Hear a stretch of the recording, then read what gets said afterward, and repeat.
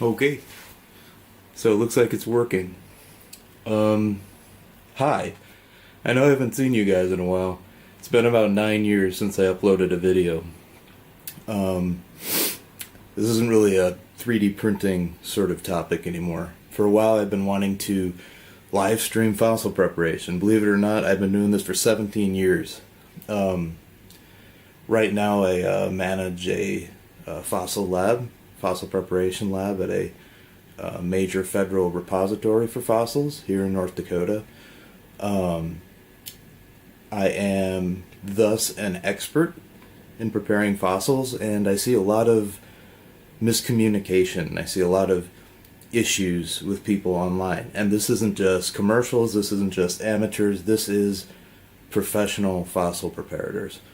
And I'm often sad when I look at the state of fossils that have been pretty poorly conserved. So it's sort of, this is like half of a PSA with a little bit of education. I want to show you some tools. I want to show you some fossils I'm working on, I have worked on, and that I hope to continue working on. This endeavor is separate from the museum I work for. This is my own lab. I call it the Skunk Works. It's sort of experimental. I try new techniques. I can take risks here that I can't, at a federal repository. But I think this will mostly be ASMR. I'm going to be working with this camera under the microscope. And you're going to see matrix or sediment flying off of fossils. You're going to see me unveiling fish scales, bones, bird feathers, this and that. I don't know how often I'll do this. Maybe weekly now. I am very new to streaming. I'm very new to photography. This is a new cinema camera, and I don't even know if it's picking up my audio right. Honestly, if I have one or two people viewing this, I'm going to be very happy, because you're going to learn something. I don't plan to go very long today, 30 minutes, an hour, something like that. This is a test, and I don't really want to catch myself a fool if I'm going 3 or 4 hours, but that's a possibility for the future. So I'm going to start with this showing you what I'm talking about, a few cool fossils. And then there will be an awkward transition as I attach the camera to the microscope. And then I'll do some scope work. We'll see how that goes. I'll say goodbye. I'll look at the footage later and see what I need to change. I know I'm streaming in 720. This is a camera that can do 4K. I'm using a micro USB. I'll figure out how to get HDMI to work with this. But again, this is like the second time I'm trying a stream. If it's okay, I will make this video available for everyone to view on my channel once it concludes. And without further ado, I'm going to get behind the camera and start that whole thing.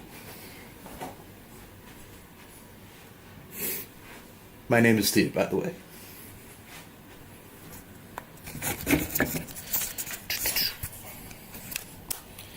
All right. So, what am I talking about? In this lab, this is my lab. Looks like a lot, but it's a pretty cramped space. But effectively, I can do everything you need to do to prep shale fossils. What do I mean? This is a fully prepared fossil fish from the Green River Formation, Wyoming. Makes it about 55 million years old. And fossil preparation is all about getting every last detail out of that fish, including those scales. And that's correct. Those are fossilized scales. It shines some more light on the subject here. Once again, you'll have to keep up with the growing pains of doing a live stream.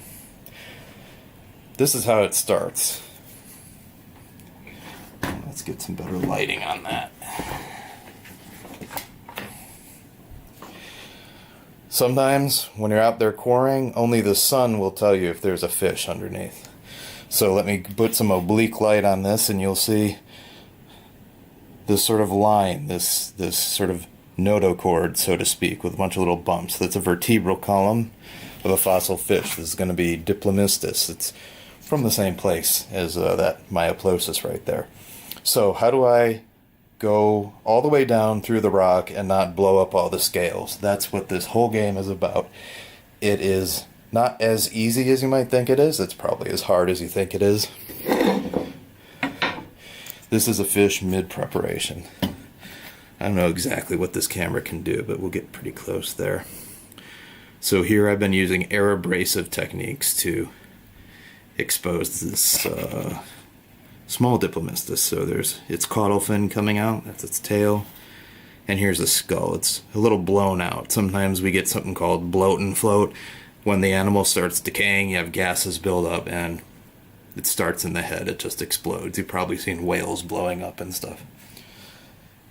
And piles and piles and piles of more fish to work on. These are not being sold or for sale. This is all a long-term project meant one day to turn into a book and research. Here's one I finished recently. This is called Priscacara serrata. This is me just doing a tour of all the cool fish. These all still need working. That still needs working. One thing I want to do on camera as well is some more interesting fossils, some Cretaceous fossils. Up here we have some of those that I have finished. These are stingrays from the Cretaceous of Lebanon, Lebanese logger stock called the Hakel Formation. Here's a part of a guitar fish in the shark family. These things are a little more difficult. And other things we've finished here, I do have some people, including my girlfriend, that do this as well. There's an Otegonius I finished recently. We do a lot of fish, just to give you the idea. So momentarily I'm going to be transferring the camera over to the photo tube on this scope. This is a scope that can do up to 100x magnification. You really need good magnification to get these little details out of the fish. And I have radius lights on either side that will provide illumination, because every time you zoom in you have to lose some light. So I just blast the stuff with light and, well, you'll end up seeing all of it, including all the fun tools like these air scribes. I don't know how the audio is doing. I have some machines in here I have to run that make a little bit of noise. This is an air scrubber. Whenever you're doing this, you want to extract the dust from the air. You don't want to have like breathing problems and things. There are instances of cancer in some preparators, lung cancer. Got to avoid that. So here I have an a dust extractor. It's a hose that leads down there. And things like HEPA extractors, which is what that little guy down there is. But this isn't really ASMR, is it? We'll get to prepping a fossil under the scope, and I will see how goofy this all looks. So I'm going to start by turning on the air scrubber. It's not too loud, but I don't want dust getting into our lungs.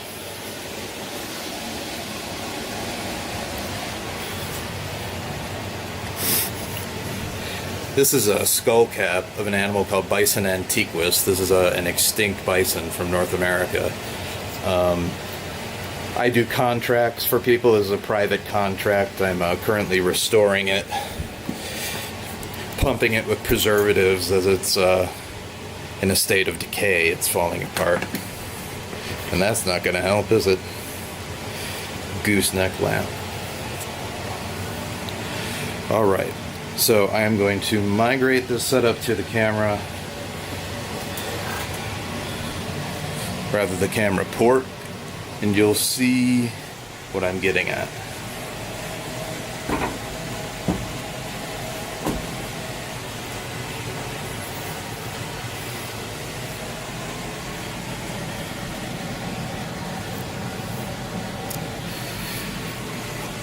So this is the specimen we'll be working on today.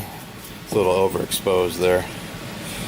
This is a specimen, another Myoplosis labricoides. The plate is broken. I do have the other half But once again, this isn't sort of a sale thing. This is a study on taphonomy that I've been doing. This one's particularly tricky, and I think you'll see why. Alright, let's transfer out the lens.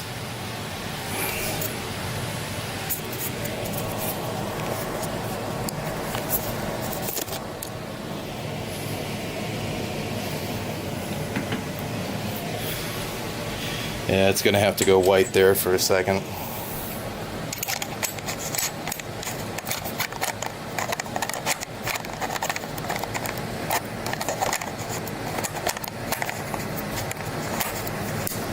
This is a custom microscope attachment for like the Sony E-mount cameras.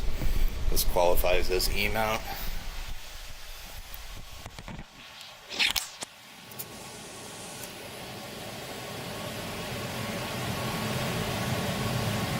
Alright, so now we're scoped.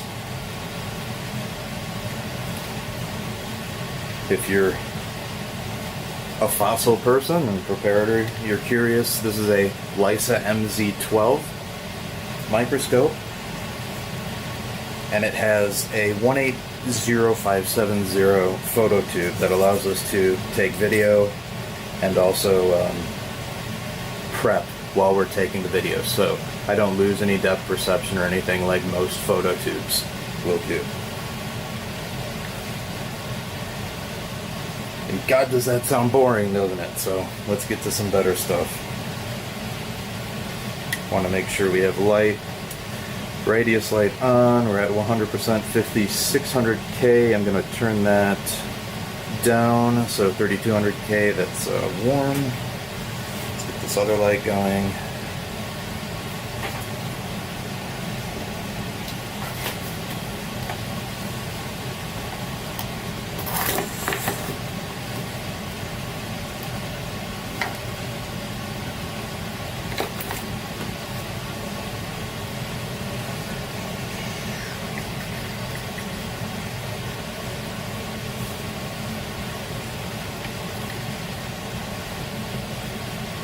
So here's the head. I went over some of the anatomy in a video I just posted a few hours ago. It was my first test live stream, but you can see a little more of this. But here's some of the teeth I was able to work out. Got these teeth out a few weeks ago. Now I am at 100x magnification.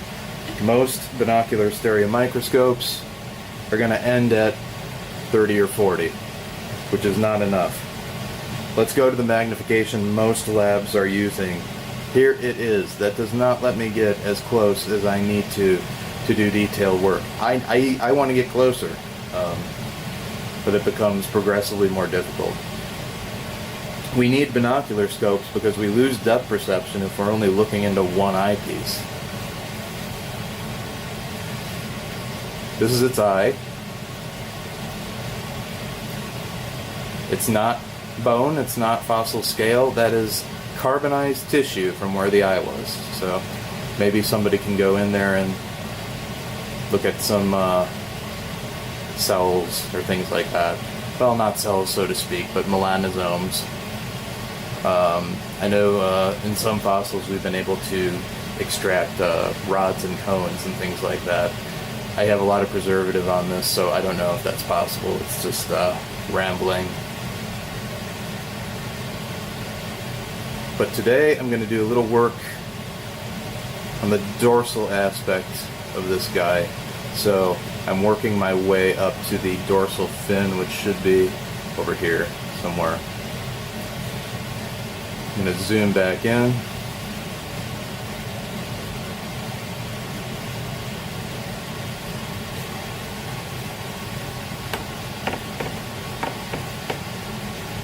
That squeaky noise you hear, that's the coarse fine focus. It just makes that noise. I've made it a little better, tried to grease it a little bit, but it's just something you're going to have to deal with when I focus. This is all an experiment. So with that said, I'm going to step away for a second, get some tools ready, and get going. If there's like one person here, thank you so much. I hope you're learning something. I certainly am.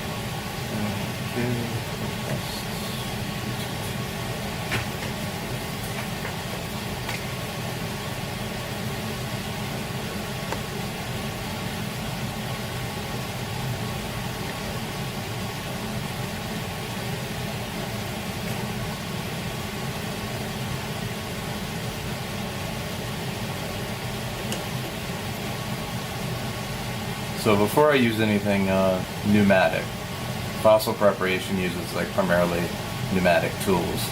At least that's what you'll see. I was going to do some pin vise work. So it's a very thin carbide needle attached to quite a small pin vise. It looks really big here. It's because I'm zoomed in quite a bit. There we go. For this to be effective, I have to get even closer. This orange tube here, that's a lock line tube with pressurized air. Why do I need that? So I'm going to start pushing sediment away. Well, that sediment doesn't just go away. This is oil shale. It's a little sticky. And so I'm not going to be able to see what I'm doing if that stays there. So I hit my foot pedal. There it goes. There are going to be some some loud noises mixed in with some gentle activities. This is why I hesitate to call it ASMR completely.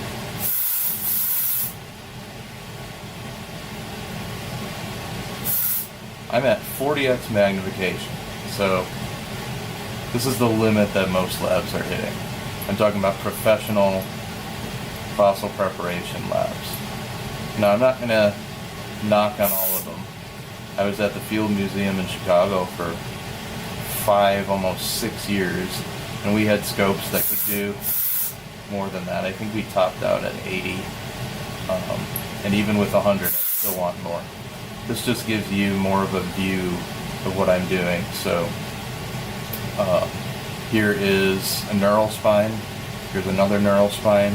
We're above the vertebral column, so this is the dorsal aspect, so the top of the fish, if you're to be looking down in the water when it's swimming. And these are all fossil scales.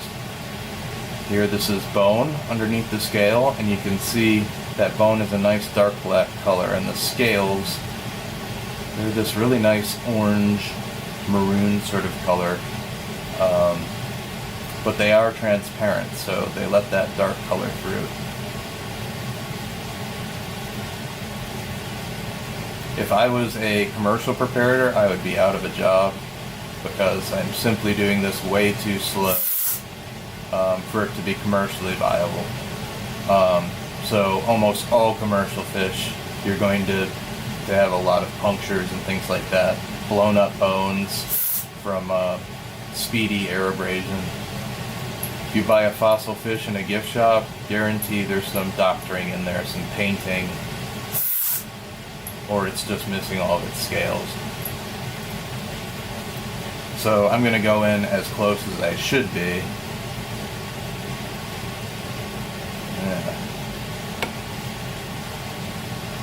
That's the stuff.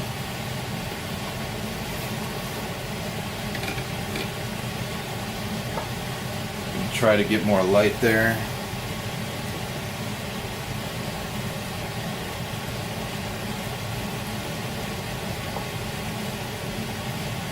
By streaming, I lose a little bit of light.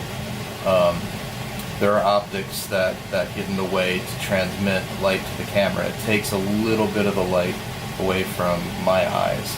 So there is a mechanism to push that out of the way if I'm not streaming, but streaming I am. So I am at 80x here. And the closer I go, the more wobbly things are going to be. Growing pains. At some point I'll shut up a little bit, so you can just watch the process. You two people who are here, I'm sure. I know I have a comments bar here, but I can't see it. I can't be looking at the laptop while I'm looking at the fossil. That just would not be responsible.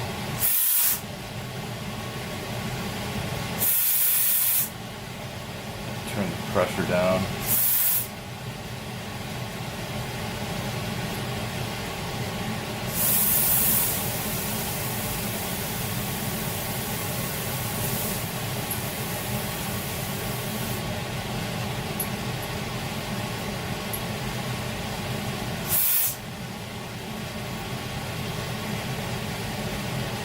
So the sediment here has built up a little bit to the point where I want to use something pneumatic to get it all out of the way. I'm using a very fine pneumatic tool. This is an air scribe, a German tool called an HW322. HW stands for Hardy Winkler. He is the only person on Earth who's ever made these. Same man has machined all of these tools. They are still the gold standard and almost impossible to get your hands on. I love this thing, and I know I sound nerdy. You probably don't even know the significance of the word air scribe and things like that. These tools are built specifically for fossil preparation, but they started out as industrial engravers. So the original purpose is engraving serial numbers on electronic equipment, hardware, things like that. They have evolved into very specialized tools. They all use, for the most part, carbide, some of them stainless steel tips, but carbide is not prone to bending. It is prone to fracturing. So if you drop one of these, there goes $100 for a new tip. So we have to be very careful. Let's go back.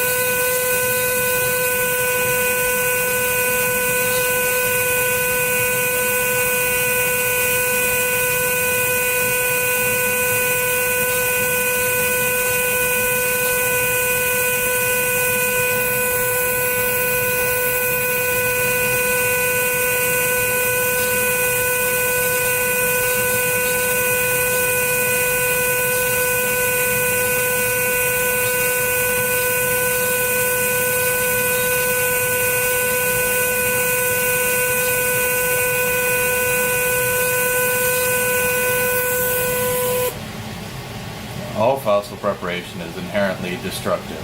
There's always damage. The safest place for a fossil is living in the rock it was buried in.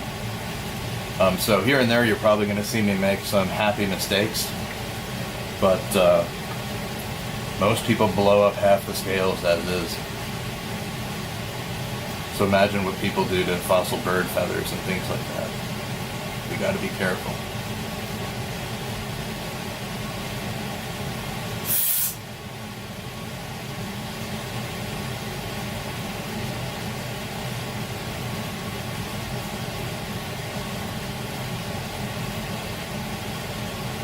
If you think I'm rambling too much, I'm sorry, but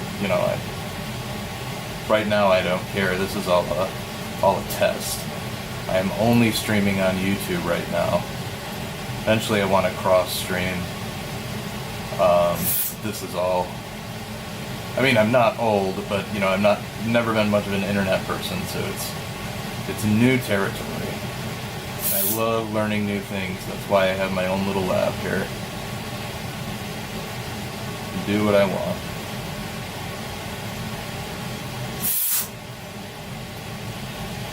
Some people discourage side-to-side movements, in the air scribes especially, just mechanically, you shouldn't do too much of that, but with pin vices I find sometimes you just have to do it. Now as I work through, you're going to see, oh look how clean it is here. Look how dirty it is here. I'm gonna leave it this way.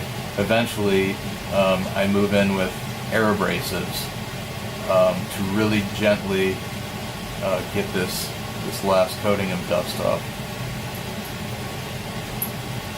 And that is my last task, is figuring out how to get a camera over my air abrasive setup, which is not really built for it. Equipment-wise, ergonomics-wise, we'll see what happens. So I'll reiterate, what do most people do wrong? They either don't have microscopes at all, which is the most common case. I'm not just talking about amateurs and commercials, I'm talking about some labs that claim to be professional. I'm at 90x magnification here, most people stop at 40.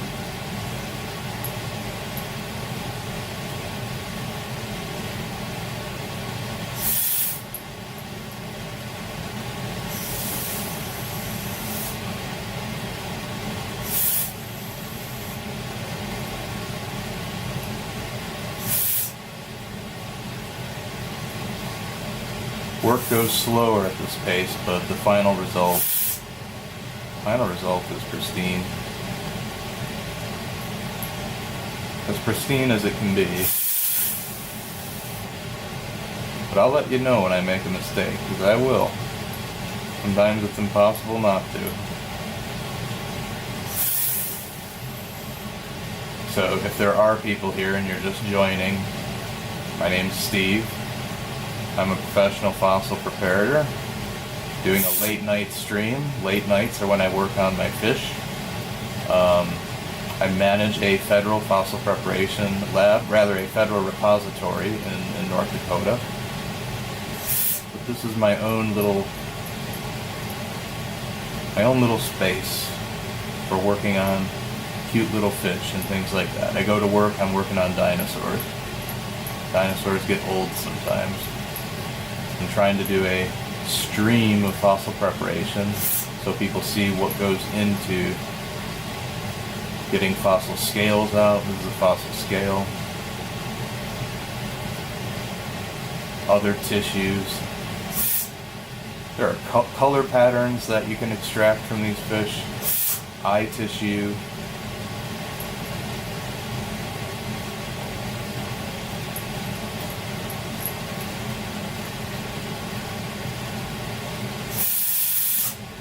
I'm sorry for the occasional loud noise. I need air to push sediment away.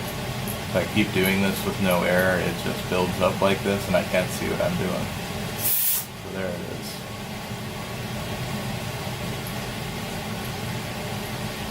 I know if I do this regularly, what I'm going to do is talk less.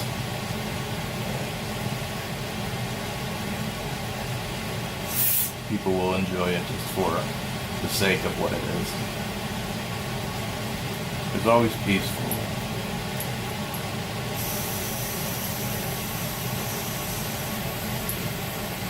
And if people do have comments, I'll figure out a way to check those out occasionally.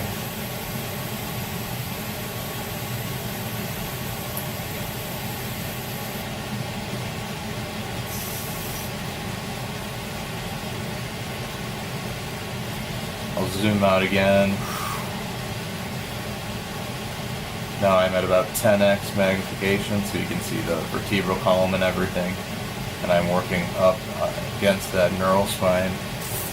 And for size reference here, this square, 1 centimeter squared. So this is 1 centimeter.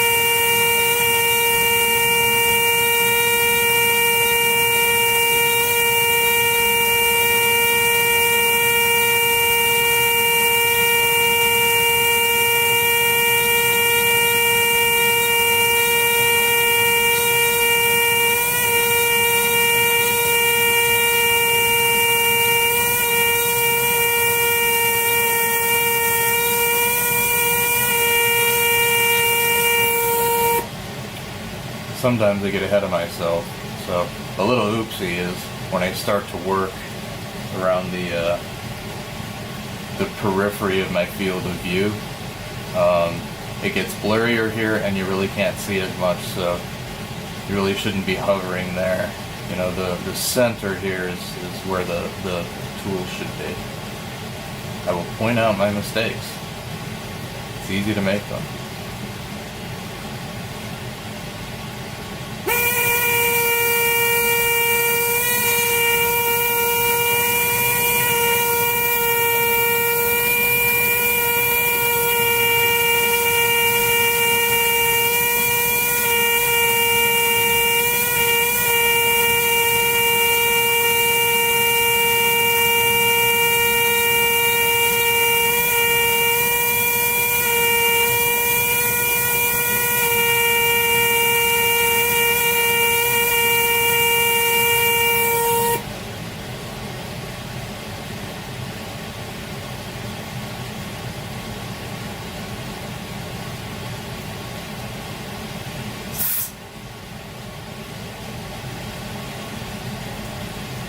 That's 80x magnification.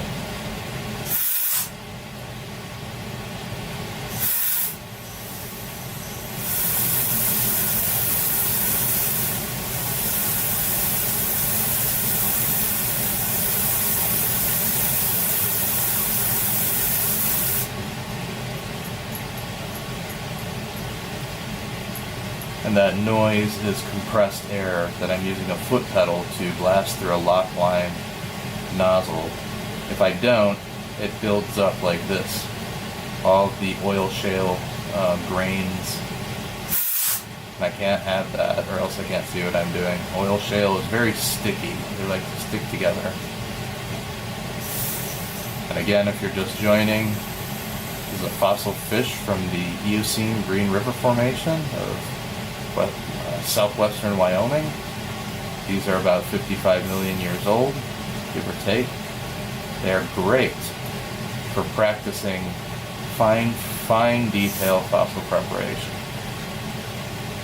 The fish I prepare are not, I have a colleague that says beauty schooled, but they're not beauty schooled. They don't have any paint added to them, any sort of restoration of any way. If something blows up, if I put a hole through a scale, which I do sometimes, you just can't avoid it, then it stays there. It's ascientific to do restoration. A researcher 50 years from now is going to pick that up. If they're not a preparator, they're not going to know what's restored and what's not. Because it's actually very easy sometimes to make it look like nothing happened at all. You bought a fossil fish at some gift shop, there's a 99% chance there is restoration or blown scales. I don't sell fish. I do this as a project.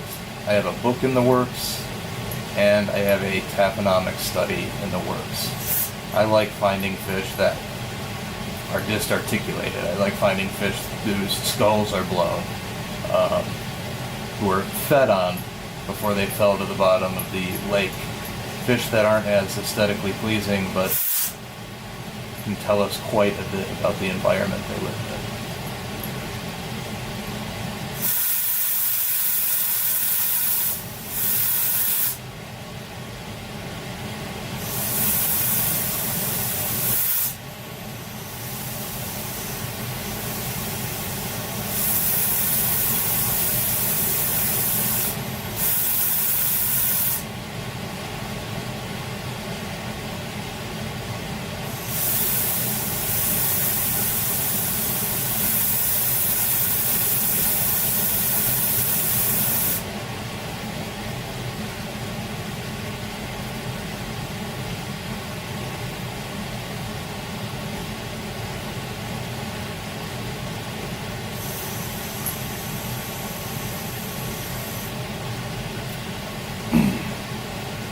I don't expect a lot of people to be viewing this. I'm only sharing it to YouTube on a channel where I haven't posted a video in 9 years.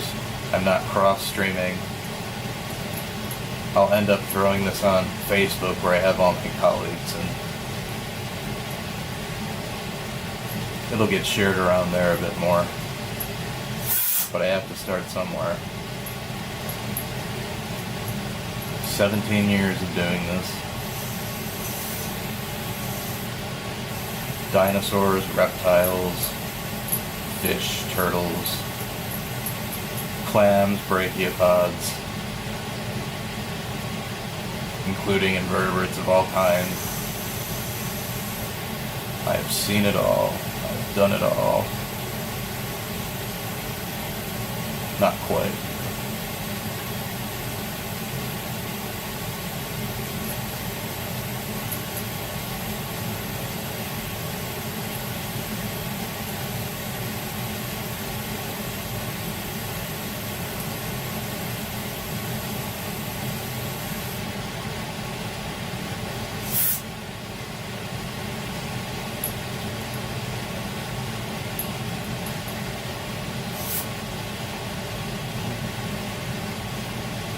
Okay, I'm gonna do something. It's gonna sound awful to the 1 or 2 people who are here. I'm gonna purposefully put a little crack in this neural spine right here, so you can see another technique. You've seen a pin vicing technique, an air scribe technique, but what happens when we crack a bone like that? Oh no, what did we do? Well, we were a little too eager. This piece, I could try to get that back on here. In the end, we're at such a small scale on a fairly common species of fish.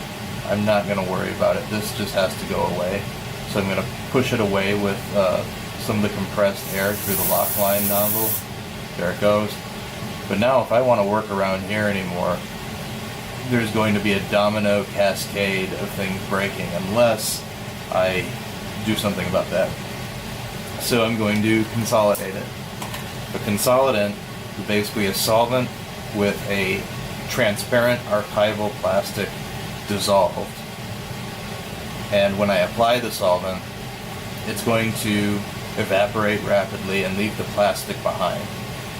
A lot of labs use paraloid B72 as a plastic, and they dissolve it in acetone, which is fine, but acetone is such a high vapor pressure that almost as soon as applying, it has bubbles that come off, and it just gets all over the place and doesn't even penetrate that deep.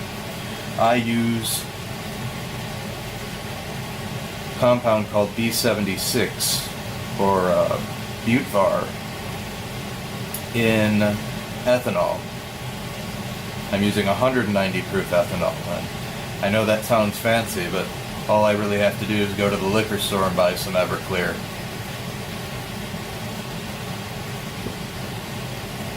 I'm using an oiler to apply it. I have many sizes of oiler. I put a drop on the oiler and apply that there. We're going to watch it soak in. Then I give it a little bit of time to dry. Sometimes I apply it again. I think it needs a little more. This is about a 12% solution by weight. It's 12% plastic and 88% Everclear, effectively. We use booze to prep fossils. Go figure.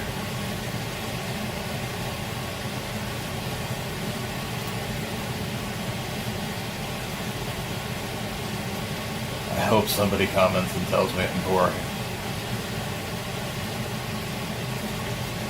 This information is useful for like 40 people on planet Earth, but I'm going to make sure they see it.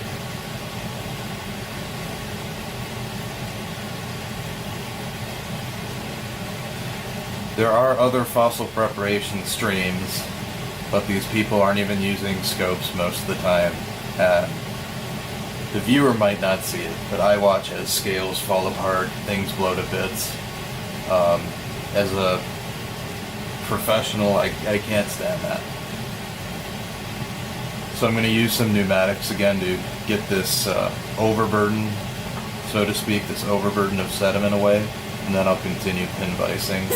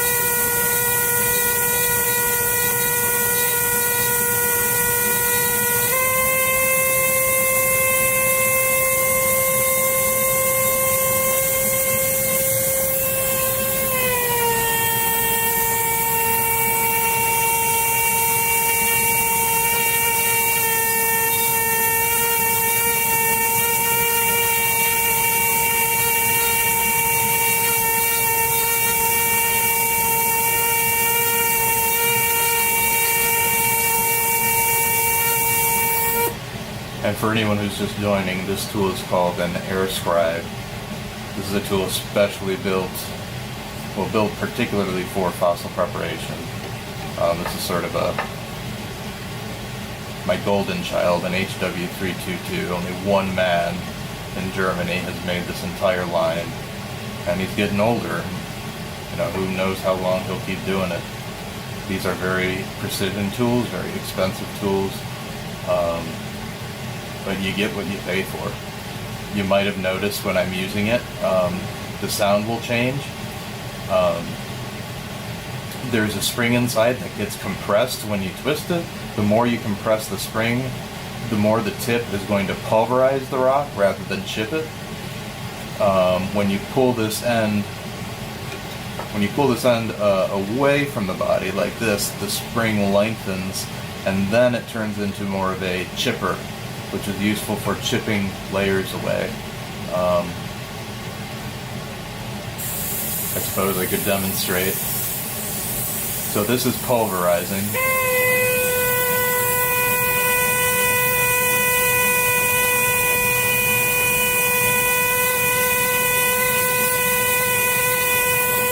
It just kind of digs its way through the matrix.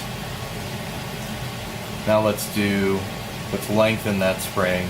Let's do some chipping. There,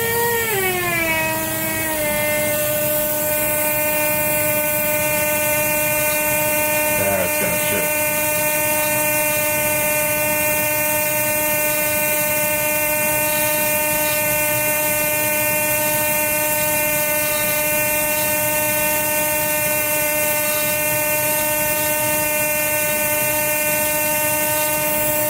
And when it chips, I can actually feel some resistance against the matrix. Whereas when it's pulverizing, you could be going through bone and scale, you might not feel anything. So that's what can be scary about it to me. So it takes a lot of time to get used to that.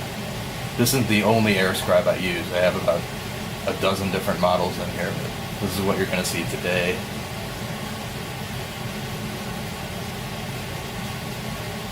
For the 3 people watching on the other side of the globe. Or nobody.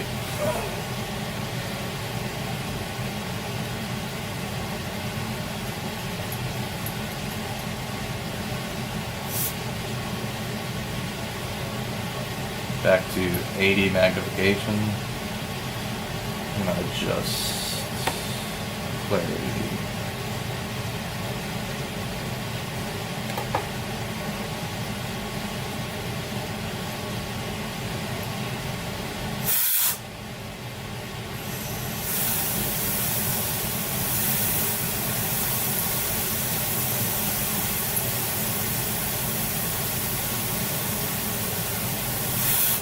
This is how I spend my Saturday nights.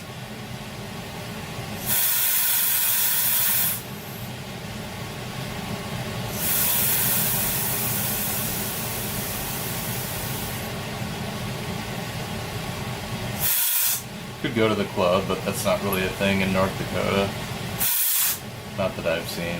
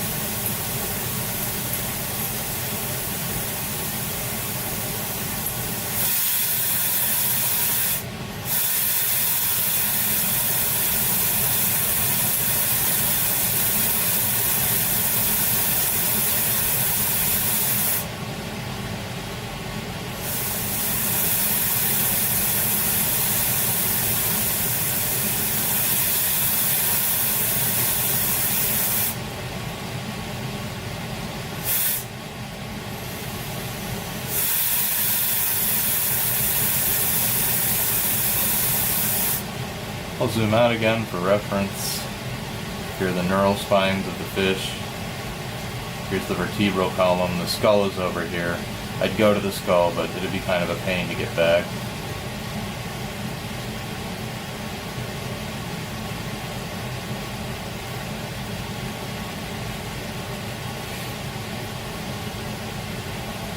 At the end of the stream, I'll do a once-over of the fish. And if you're on Facebook and it's tomorrow in the afternoon and you're seeing this just get posted, I'm sorry about constant discussion of streaming, but you should subscribe to my YouTube channel so you know when it's going to happen.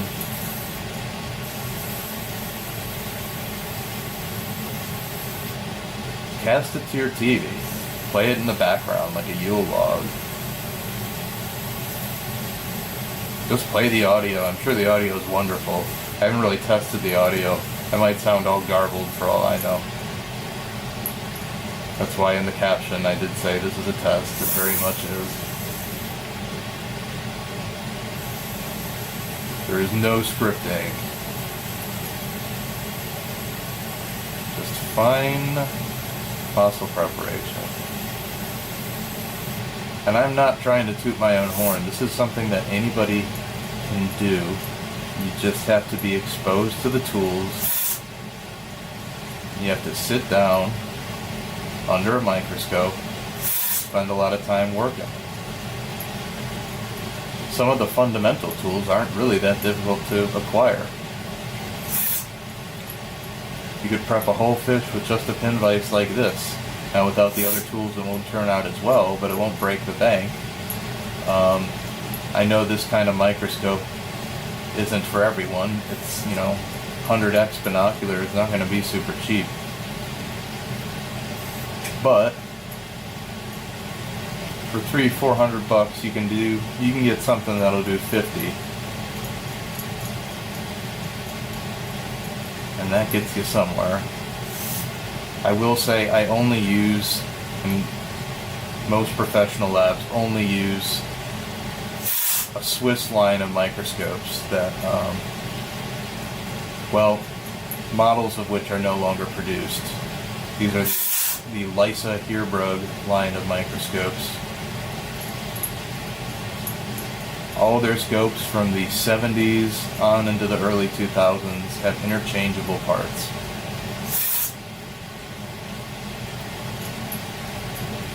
They have metal housing, metal gears, glass optics. A lot of modern microscopes, even the expensive ones, have plastic lenses.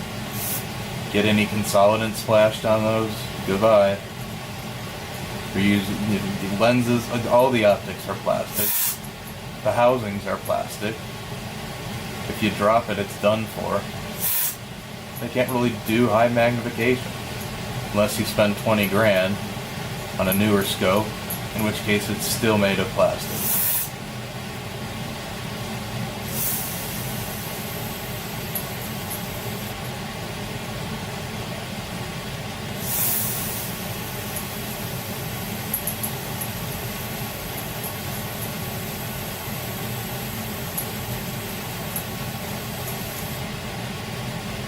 Describe a little more.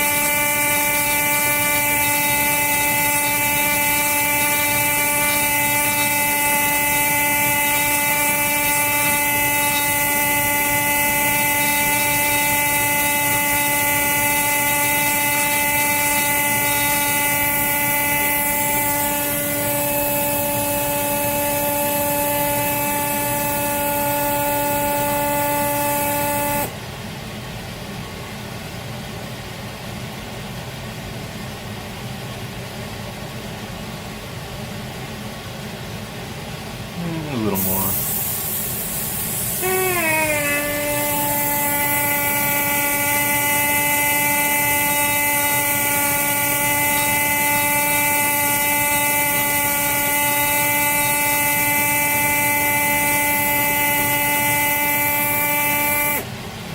Now the air scribe I'm using here has a fixed tip. It has very little play, so to speak.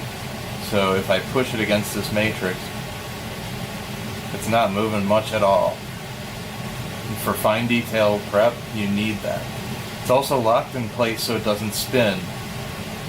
Most commercial air scribes, specifically paleo tools, which seems to be the favorite group, have these push plate tips that just spin and spin and spin.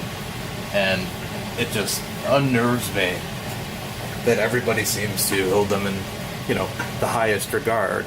They're well-made tools, don't get me wrong. They have applications, but not for micro prep of this detail.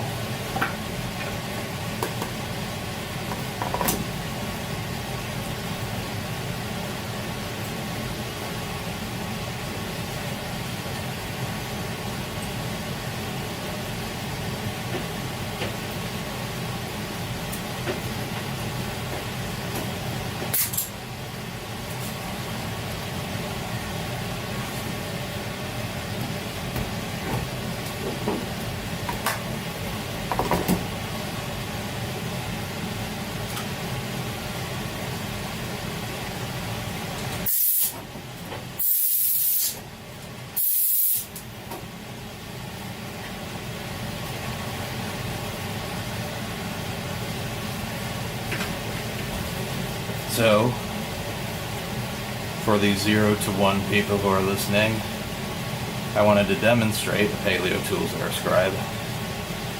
This is a Paleo Tools, I believe it's a number 4 Paleo Tools. It's almost $800 you need to buy one of these. This is what it looks like. And it does not have that fixed tip I was discussing. So, when I push against the matrix, I feel it wobble. Now let's turn it on.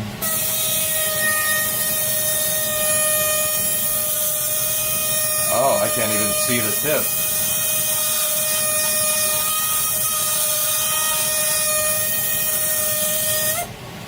How am I gonna do fine work if when it's on, the tip is going all over the place?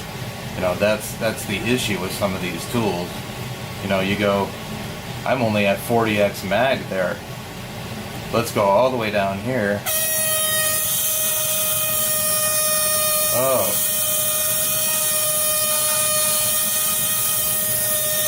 I mean, I can force it to work. Of course I can force it to work, but it's like, why don't people know? This is the micro jack, which is billed as doing fine detailed work. This is the HW tool I'm using, which is almost identical to the Zoic Velour. I'll give a shout out to Zoic. Zoic makes great tools. I post in their groups a lot. This is the German, and Zoic has a variant that has a fixed tip. But yeah, these. What do I do with that? What do I? Now I'm at 100. Now you can see how it rotates.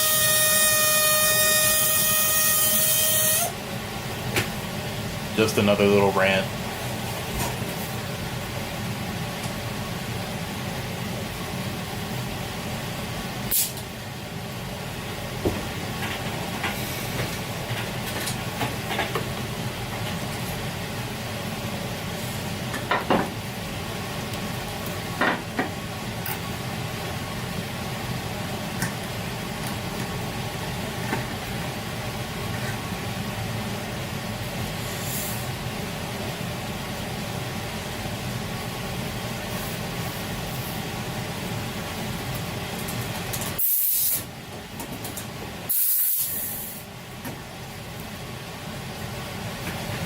Those had to occupy the same air supply, so I was just putting the better scribe back to use.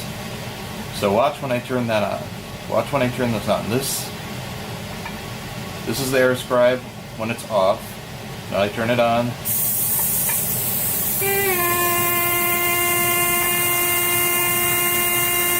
Barely any wobble. You're always going to have some.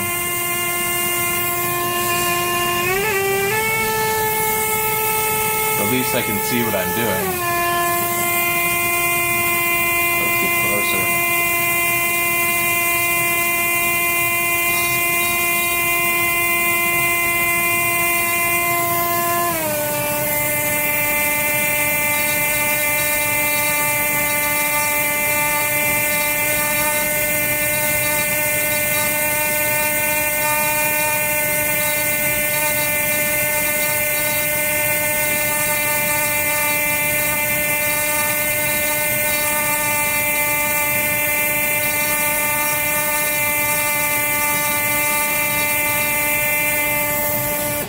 Almost everything I'm using is pneumatic. That's pretty standard across the board for fossil prep labs. I have mine on a 10-gallon oil-free compressor. They're more quiet, they don't last as long.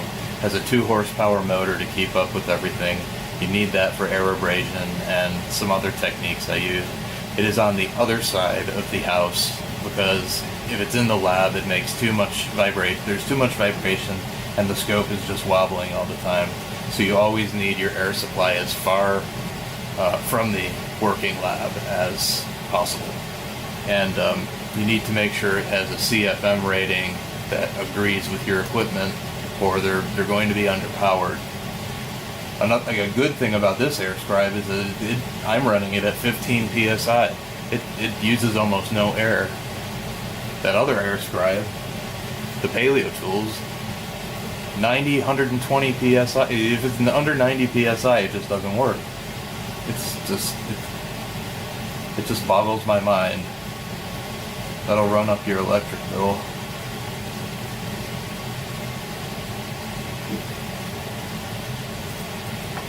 This was supposed to be a bunch of peaceful prep. I didn't mean to rant too much.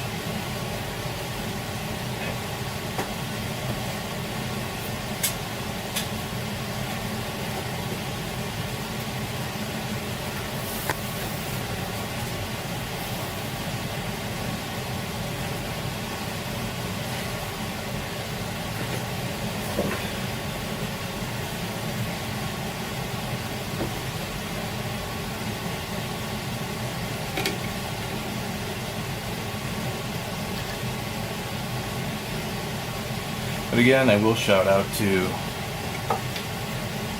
Hardy Winkler, the man who makes these wonderful air scribes, lives in Germany, the Stone Tool Company, who's their distributor in the United States. Not sponsored or anything, it's just, that's where you gotta go to get some of the good stuff. Also shout out to Zoic Paleotech, they're based in the UK. They have some wonderful fixed tip tools as well. They have some push plates that rotate, but I won't harp on that. I use their stuff just as much as anything else.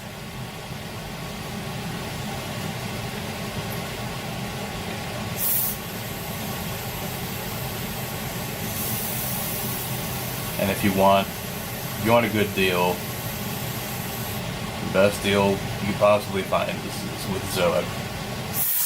Now, if you want a good starter air scribe, and Zoic is still a bit expensive for you, grab yourself a used Ingersoll Rand Aero 8315. They're everywhere. They were built for industrial engraving. You can get them used for like $70 on eBay. New, they're like $250 or something like that, but they work better when they're broken in, so just go for a used one. They can be retrofitted to work really well. They do have a push plate, but the tip is the stylus, I should say, is so held in place so well that even though it rotates, it doesn't have any give.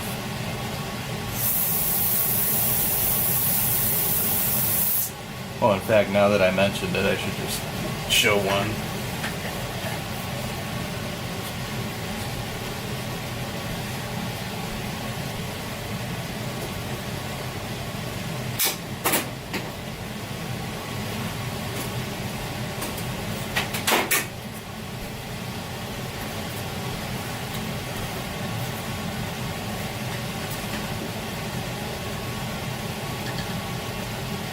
Alright, so this is what it looks like, the Ingersoll Rand A315. Some people call them Swedish arrows, they're made in Sweden. And the mechanism to turn them on, you turn this, and as you rotate it more, it gets stronger and stronger, so it's adjustable. This one I got used for like $80. I like to buy them because I modify them a little bit, and they're good for volunteers or people who are learning.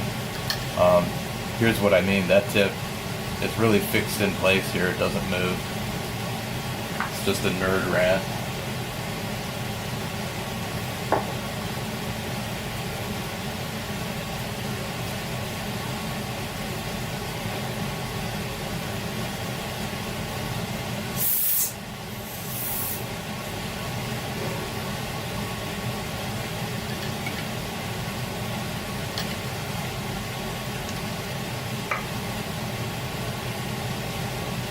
Once again, I have to use a lot of lights because the closer you go to the fossil, the more light you lose. And by using a photo tube for streaming, I also lose some light.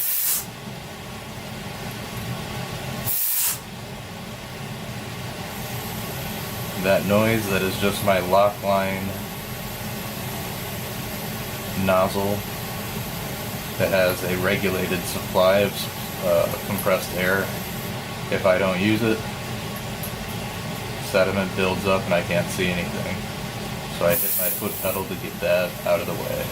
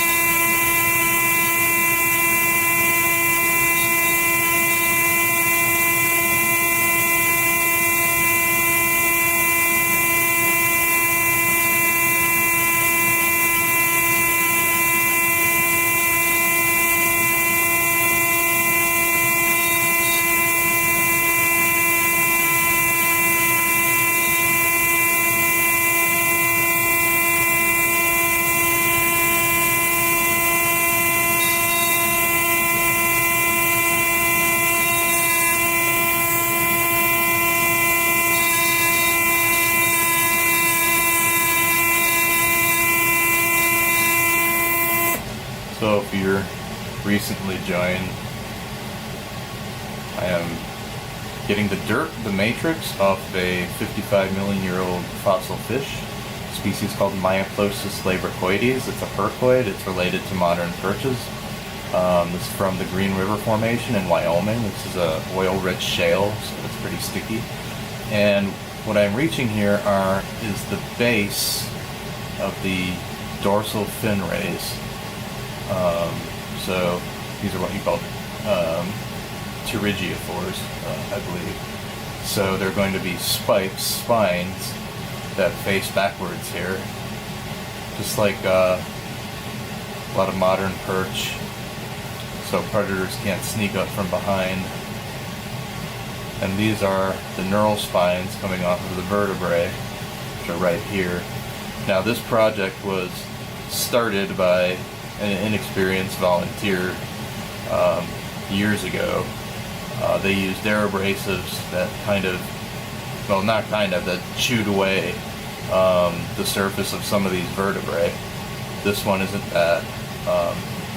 That's why I like this fish so much, because so many people have worked on it. You can point out, areas where things went wrong. This is all stabilized. Now, this is a region I left unstabilized so I could demonstrate consolidation again. So for those who didn't see it, we use a plastic bead, an archival plastic bead dissolved in a solvent. In my case, I'm using B76 dissolved in Everclear, which is basically 190 proof ethanol.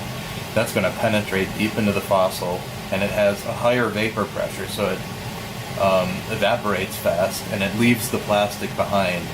We call it a consolidant, because all of these things that want to fall apart right now, look at all those fractures, it's going to hold them together after it's applied. So I put a drop of it on a wax cup, and I use a series of oilers to apply.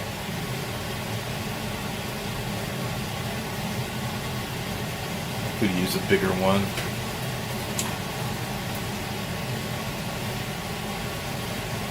Go with a yellow oiler.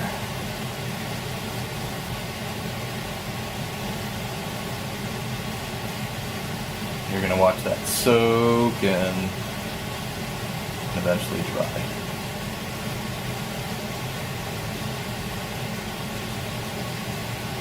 It does leave a bit of a residue on the surface that needs to get taken care of eventually, but that's sort of the final stages of the preparation. This is preventative. You have to think in advance.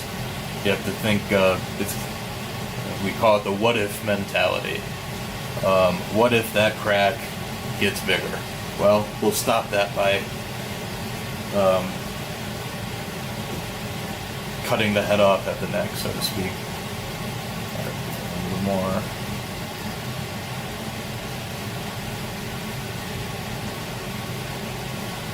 I hear some preparators complain that it's hard to find 200 proof ethanol, which is ideal, but go to the store, buy Everclear, it's 190 proof. I don't have any problems with it. There's a bit of water and some impurities, but in my opinion, it doesn't make much of a difference. And a set of oilers, these things, I don't know what it is, 15, 20 bucks. Like it's not rocket science to do this.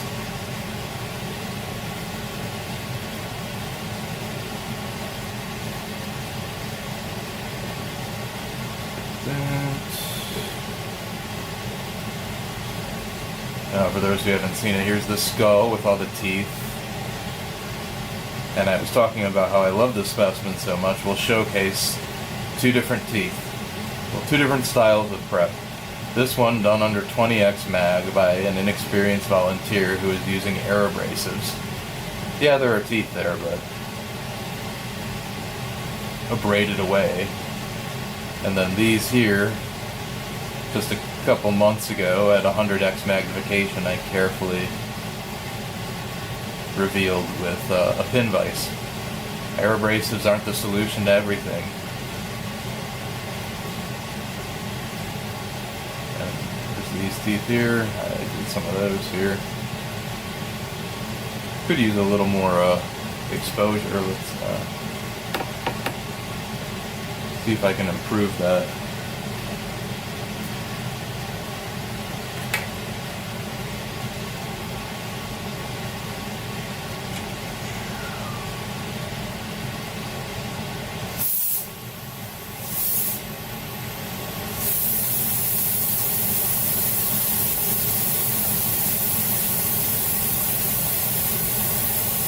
And if you wonder how the volunteer who did this didn't know or didn't understand, well, they didn't. We're at 70x now. They were working under this magnification. Less clear that something was going wrong, but to me still clear. But It's not a problem. We have fish like this, so things can be purposefully sacrificed so that when these volunteers go on to work on priceless pterosaur fossils or fossil eggshell that's very, very fragile, bird feathers, that they're prepared for that. You can damage the common little fish, so you know your limits, and you know how you can improve.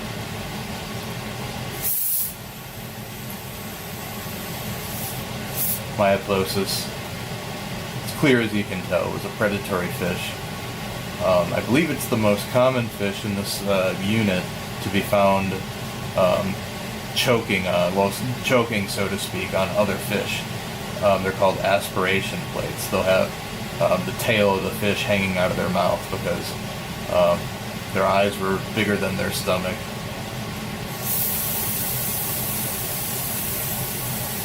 I've done a couple of those back at an earlier job.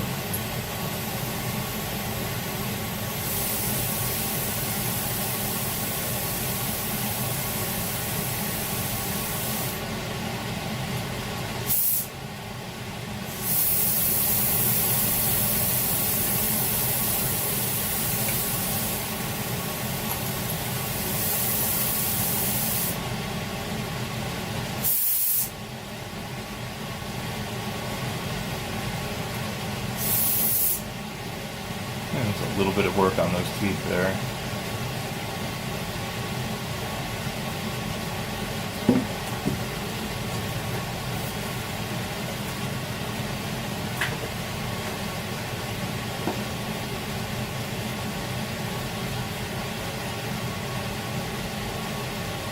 I don't know how many people are here because my computer is on the other end of the room. Probably get close to wrapping this one up. I'm going to watch it, maybe repost it, make all the changes I need to make. Each video will just get better. I might do it weekly, bi-weekly sometimes. We'll just see how it goes. As long as one person has been listening, that's great. I hope you've learned a little something about what a fossil preparator is and what we do. This is obviously very, very different from working on a big dinosaur bone. This is a little fish. There are some things we don't need microscopes for. I just got done with a Lambeosaurus femur, for example. I was rarely under a scope for that. It's just big and giant, not covered in scales or feathers or anything. But here, in my own lab, we do fragile shale fossils, small things that need high magnification.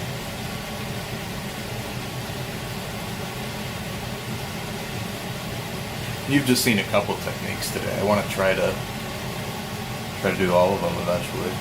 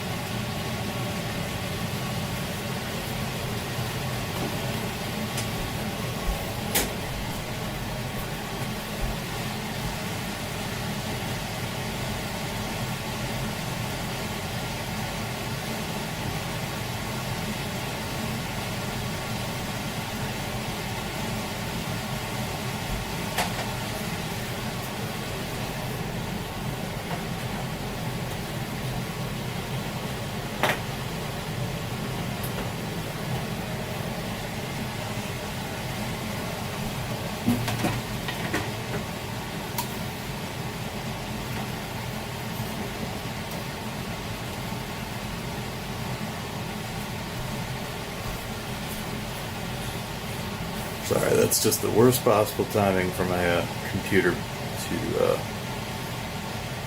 to almost die.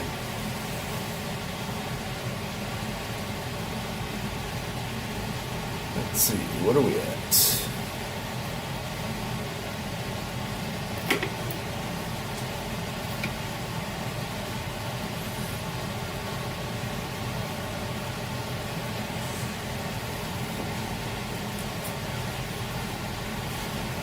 Well, we're going on a little time on this, so I'm going to call it soon. I'm going to take the camera off the scope and show you the whole fish.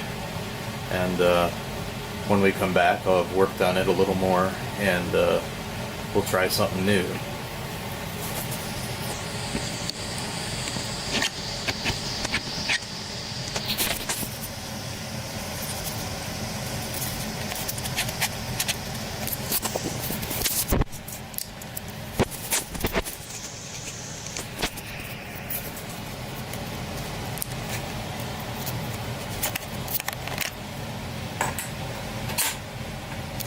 It's on a custom bracket to fit to the microscope photo tube, so it's a bit difficult taking it off.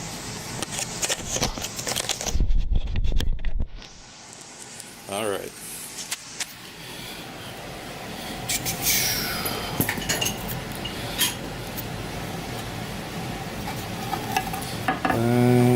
Let's get the right light here.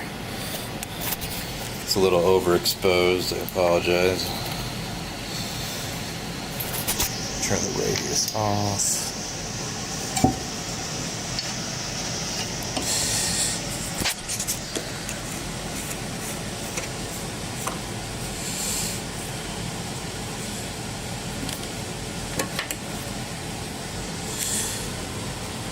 This is a good experiment for me, just to see how things show up in different lighting schemes. Interesting. Gotta crank the ISO down, I think.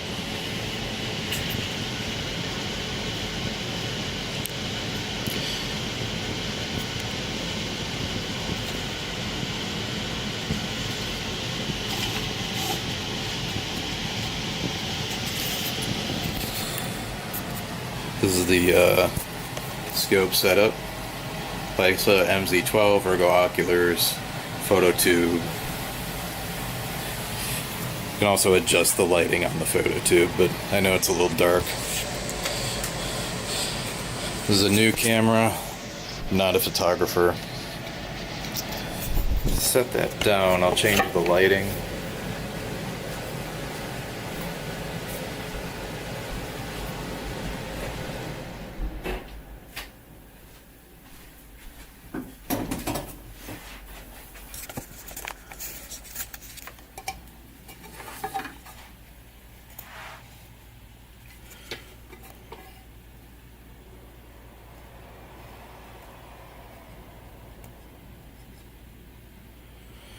So that's some low-level lighting. Let's crank this up. Yeah, so my camera display is much worse than what you're actually seeing. Don't want to get shadows in there.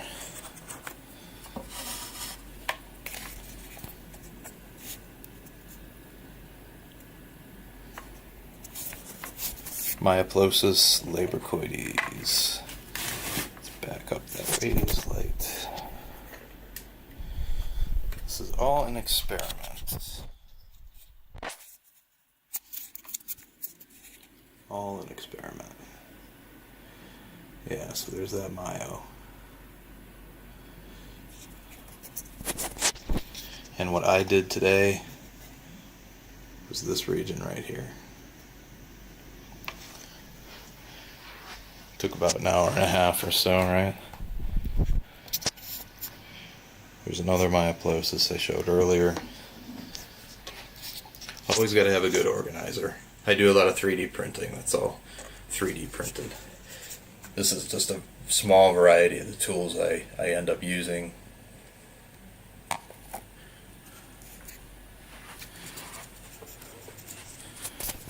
But my computer out of the way. With that, I hope you learned a little something. I certainly did. And here I am. My name's Steve Clausen. I'm a professional fossil preparator. This is like my first live stream, and I hope there's at least 2 of you here. I'll be doing this some more.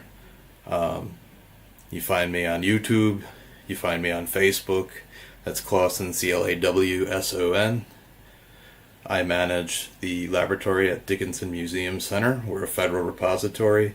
It's not associated with what I do here, but just to lend some credibility. Hope to see you guys soon. Thank you so much. Now I gotta click a button to do this, don't I?